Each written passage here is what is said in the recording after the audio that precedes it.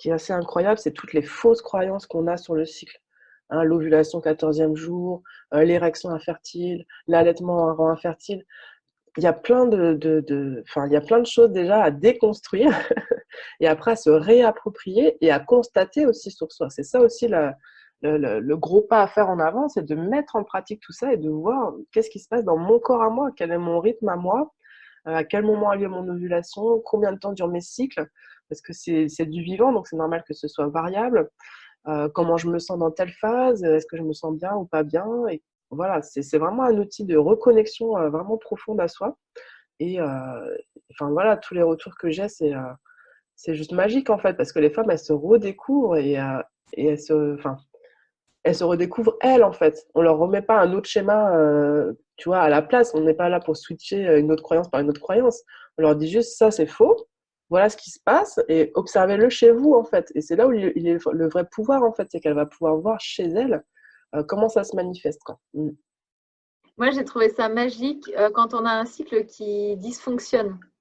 Même si on n'est pas en essai de bébé, même si on n'est pas en contraception, même si on Mhm. est célibataire, Oui, oui, oui. pas Mm. le problème, ou alors que voilà, qu'on n'a pas de rapport fécondant en tout cas. Je trouve que quand on a un cycle qui a des durées très longues, ou des durées courtes, ou des choses, en fait, Mhm. le simple fait de se dire, ok, bah, c'est à cet endroit-là qu'il se passe quelque chose, visiblement. Mais tu sais il y a des femmes, en fait, qui, le fait de faire l'auto-observation, hein, c'est une méthode d'auto-observation, ça les aide à réguler leur cycle. Parce que justement, il n'y a plus cette chape de plomb d'incompréhension. Elles se disent, ah bah oui, ah mais en fait c'est ça, c'est pour ça que j'ovule pas, ou peut-être mon ovulation, elle a lieu au jour 30, alors je pensais comme tout le monde c'était au jour 14. Et du coup, en fait, ça aide à réguler le cycle. Ça, on l'a vu sur beaucoup de témoignages. Le fait ouais, d'enlever ces fausses croyances et de constater vraiment ce qui se passe, d'avoir le savoir en fait de leur corps, ça les aide aussi à réguler ouais, certains cycles, certains symptômes aussi beaucoup, beaucoup, beaucoup les symptômes aussi. Parce qu'encore une fois, les symptômes, c'est quoi? C'est le corps qui s'exprime, hein, c'est les maladies, quoi. Donc, si ton corps il te parle et tu l'écoutes pas, bah, il va toujours vouloir parler encore plus fort, encore plus fort, encore plus fort. Et le fait de s'observer, bah, on a des clés de compréhension. Et ça aide vraiment dans beaucoup de situations, quoi, ouais.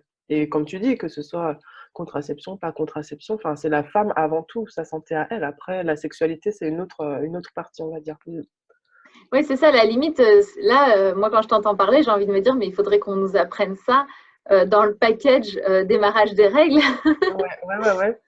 Après, c'est vrai qu'on on nous l'enseigne quand même, mais je pense que c'est pas, enfin, déjà, c'est pas les bonnes personnes qui nous l'enseignent.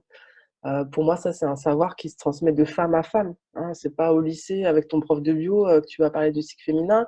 Il va te présenter toujours les mêmes trucs, le cycle des 28 jours, l'ovulation 14e jour. Donc, et puis, c'est dans une classe. Enfin, c'est pas très intime. C'est un sujet quand même assez intime. Et par contre, ce que je trouve intéressant, c'est que les garçons aussi s'y intéressent.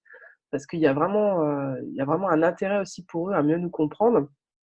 Et il y en a qui sont très, très demandés. Hein. C'est hyper intéressant. Même hors de mes formations ou de mes événements, j'ai beaucoup de gens à qui je parle et les garçons sont pas en reste, hein. Ils sont souvent très curieux de savoir, ah bah oui, mais j'ai une copine, il était arrivé ça, et puis ceci, cela. Donc c'est assez rigolo d'interagir avec eux aussi. Mais effectivement, au lycée ou au collège, je pense que c'est pas, le contexte n'est pas idéal en tout cas. Et puis on n'est peut-être pas prête non plus à cette période de vie à s'intéresser à notre sexualité en groupe. Hein, je veux dire, il y a aussi les copines, les copains dans la classe. C'est peut-être pas évident, quoi. Ouais, je Mais comprends. Et en même temps, ouais. je me dis, ce qui est complètement dingue, c'est que on est connecté complètement la notion de sexualité avec la notion de fonctionnement du corps et du cycle. Tu vois, Oui, comme parce que c'est une fonction reproductive. c'est une fonction reproductive, mais du coup, il n'y a pas Tout nécessairement besoin d'avoir une sexualité active pour avoir un cycle à fait. qui, lui, l'est, Ouais, tu vois. ouais, ouais, c'est vrai. Et c'est intéressant, hein, même en puberté, de savoir ce qui se passe dans le corps, qu'est-ce qui se passe pas, parce qu'il y a aussi beaucoup d'incompréhension par rapport à ça. Et malheureusement, la réponse aujourd'hui de la médecine, ça va être de mettre sous pilule. Alors que la pilule, souvent on entend, bah oui, ça va réguler votre cycle. Pas du tout, en fait. La pilule, ça crée un cycle artificiel. Ça régule rien du tout. Ça va étouffer les symptômes, c'est tout. Donc c'est sûr que voilà, en cas de règles très douloureuses, en cas d'aménorrhée très longue ou d'absence d'ovulation, ça va créer quelque chose, mais ce ne sera pas votre corps en fait qui va être à l'origine de ça en tout cas. Il se passe quoi si on pratique la symptothermie sous pilule, par exemple? Qu'est-ce qu'on observe? Bah alors, ce qu'il y a, c'est que les critères sont pas valables pour un cycle artificiel. Les pilules, c'est pareil, il y a des œstroprogestatives ou des progestatifs seuls.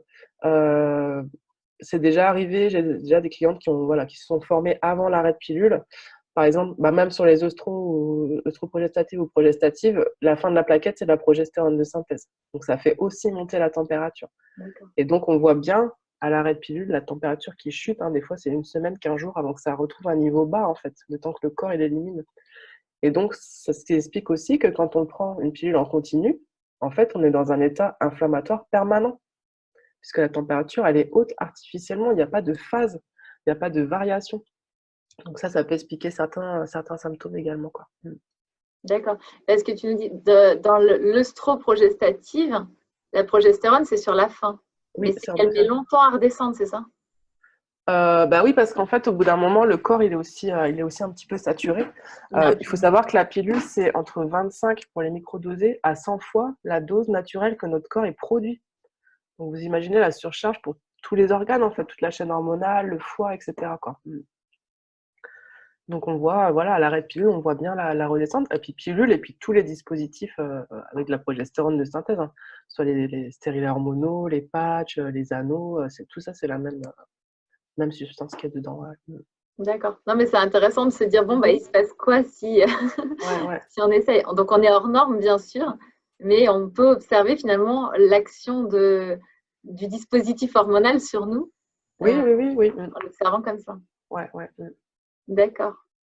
Donc, si je résume ce que tu nous as dit, et dis-moi si il y a des choses à rajouter ou pas par rapport à ça.